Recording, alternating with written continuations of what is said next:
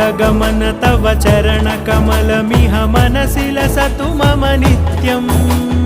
गरुडगमन तव चरणकमलमिह मनसि लसतु मम नित्यम् मनसि लसतु मम नित्यम् मम तापमपाकुरु देवा मम पापमपाकुरु देवा मम तापमपाकुरु देवा मम पापमपाकुरु देवा